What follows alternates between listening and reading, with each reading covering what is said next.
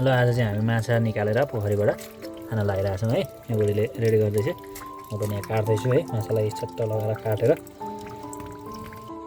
कसो अरे बुढी? खाना मात्रै मिठो हुन्छ, बनाउन चाहिँ झ्याउ नै हुन्छ।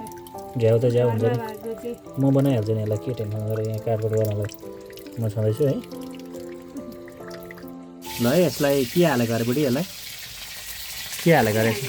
यहाँ के हालेको माछामा? त्यसमा त सिम्पल गरी बनाउँछु। यहाँ हौ, यहाँ मैले त्यसमा त खासै केही हालेको होइन, नुन मसला बेसार हालेर मोलेको मात्रै हो। है। त्यहाँ पाक्दैछ हाम्रो हाम्रो स्पेसल कुक हामीले बर्दी पासबाट मगाएका छौँ, पकाउँदै हुन्छ। मिठो खाना पाइने भयो है। यहाँ पाक्दैछ, यता लगेर राख्दैछ। कतिखेर पाक्छ र खाउँ।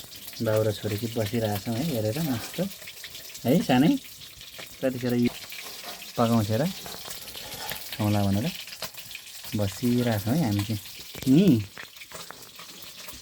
हेलो भन्दै, हेलो।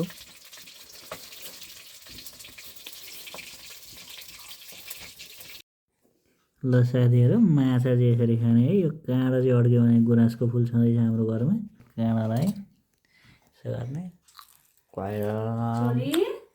खाने है। देखाएको छु होइन है मैले।